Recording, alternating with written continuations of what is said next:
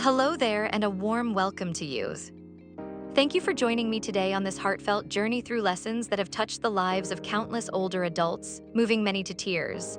These insights come from a retired professor, a figure once deeply immersed in academic research and wisdom, but now in his later years, committed to sharing invaluable perspectives on how to live with joy, confidence, and inner peace.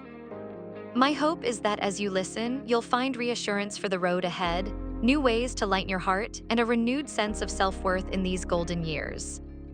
Let us begin by recognizing that growing older can be a wonderful privilege, but it also brings challenges, unexpected turns, and a need for reflection.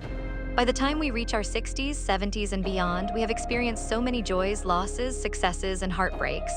Perhaps you have raised children, nurtured grandchildren, watched technology change the world before your eyes, and even found yourself adapting more times than you ever imagined. You have lived. You have contributed. Now is a time to reflect on what truly matters and on how to avoid pitfalls that might burden your later years. These words are meant to comfort you and guide you with practical wisdom.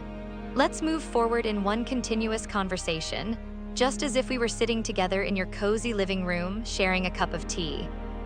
Some of the first lessons focus on the idea of protecting your peace and dignity as you age. One of the most challenging areas to navigate is financial transparency within the family.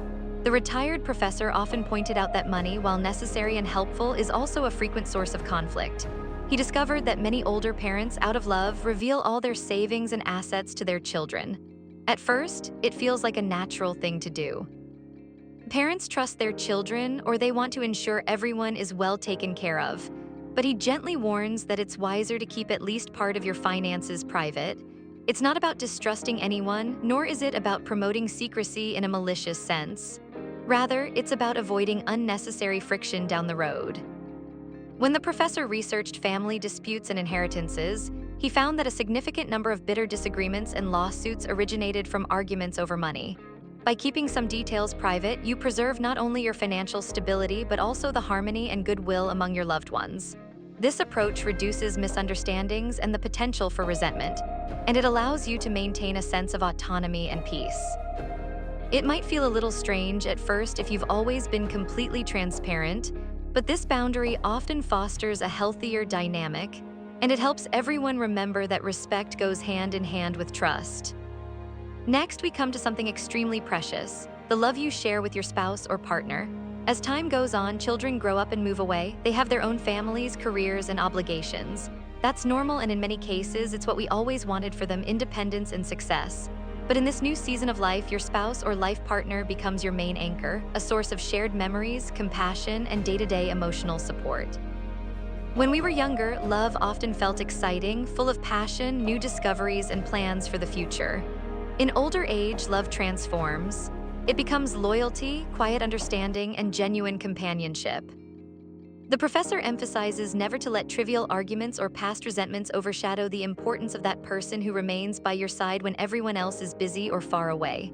Treasure the time you have together, show kindness, share small joys: a morning cup of coffee, an afternoon walk, or a chat about the books you both love. Nurture your bond. You've come so far together, honor that history. If you have found yourself without a partner, you may treasure memories of a loved one who is gone.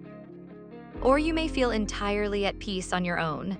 In either case, the underlying point is to foster gentleness toward yourself and others, because the precious nature of love and companionship becomes crystal clear in these later years. Another important principle relates to raising grandchildren. Many older adults pour time, energy, and even money into caring for their grandchildren, sometimes on a daily basis. Of course, there is deep joy in watching your grandchildren take their first steps or hearing them say a sweet phrase. There's a sense of continuity, passing along stories, lessons, and traditions to a new generation.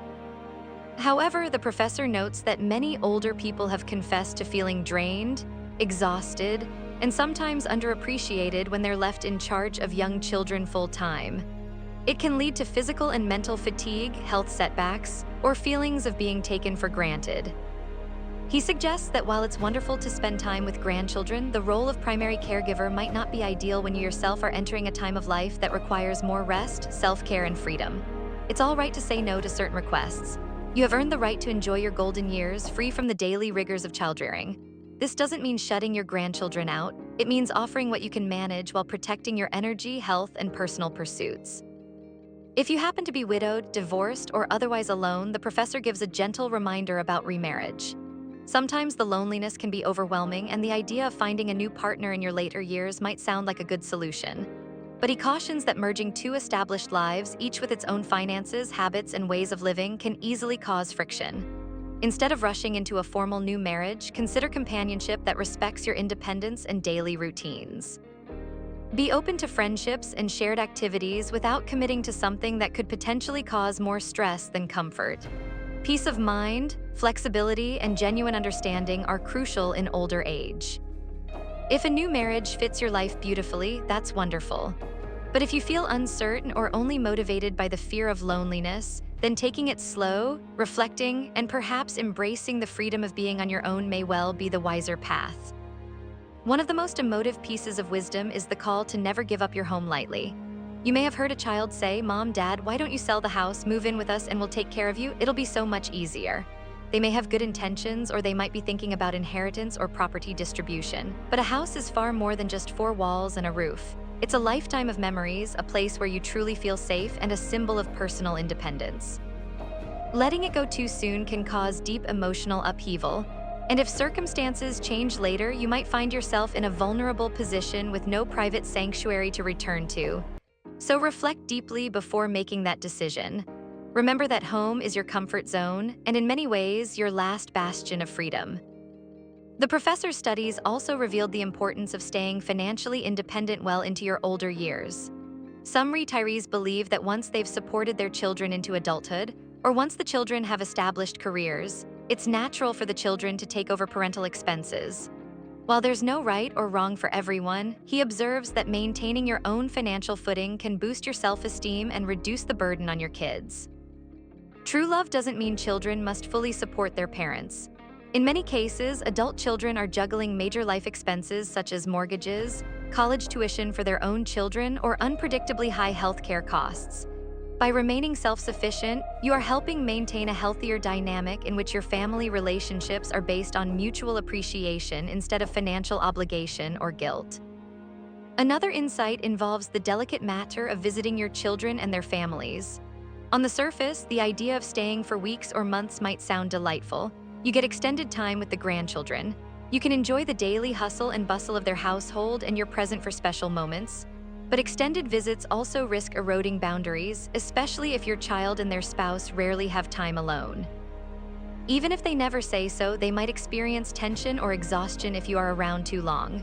The professor shares that 3 days is often the sweet spot. Of course, it's not a literal rule for every situation, but the point is about respecting private space. By keeping the visit shorter and more intentional, you leave on a high note, preserving mutual warmth and comfort. You become someone they look forward to seeing again, rather than a perpetual housemate. It's a counterintuitive idea at first, but one that frequently resonates with older parents who have tried shorter visits and found that it preserves harmony and closeness in the long run.